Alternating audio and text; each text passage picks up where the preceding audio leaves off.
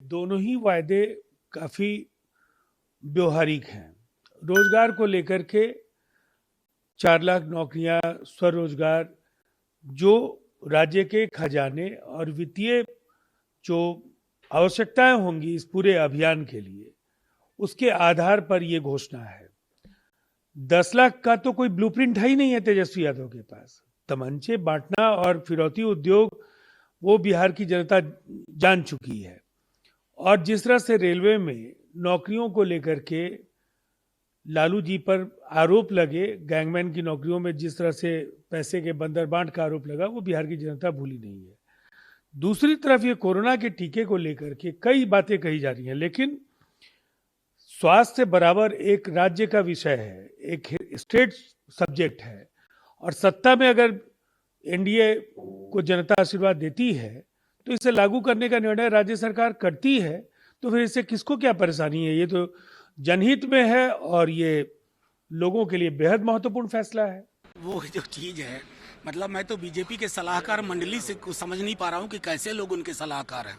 15 बरस आप सरकार में रहे। मोदी जी उधर हमारे माननीय प्रधानमंत्री जी 14 में कहते 2-2 करोड़ प्रति वर्ष, तो 2 छक्का 12 करोड़ तो गायब ही हो गया। अब यहाँ भी पेंच देखिए, जलेबी घुमा रहे बिना रस बिना चाशनी के, कह रहे हैं कि रोजगार सृजन के अवसर। कमाल की बात है, एक तरफ नेता प्रतिपक्ष साफ तौर पे कह रहे हैं 10 लाख सरकारी नौकरी पहली कलम से पहली कैबिनेट में, दूसरी तरफ आप जलेबी बना रहे हैं।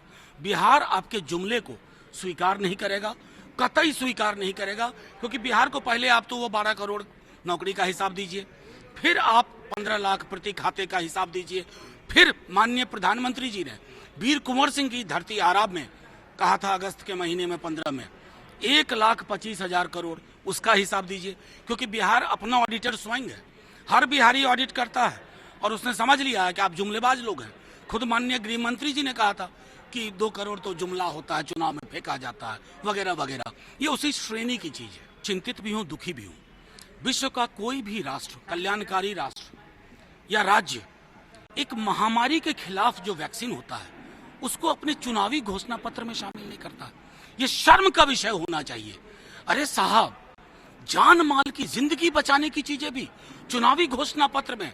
मुझे तो लगता है संभवतः किसी ने मिसगाइड किया और इन लोगों ने आज भाजपा को ऐसे खड़ा करके रख दिया है जिनके लिए चुनाव में वो जिंदगी का सौदा भी कर सकते हैं। जेडीयू झूठ का पुलिंदा तो अच्छा, थोड़ा सा माइल्ड शब्द। आजकल तो मुख्यमंत्री जी जिस प्रकार के शब्दों का इस्तेमाल कर रहे हैं, मुझको लगता है उन लोगों का राजनीतिक वैचारिक संतुलन खत्म हो चुका है। वैसे भी एक पार्टी के रूप में संभवतः 10 नवंबर के बाद आपको जेडीयू पटना के संग्रहालय में मिलेगी। फिक्र आपकी, सोमवार से शुक्रवार रात 9 बजे सिर्फ TV9 भारतवर्ष पर।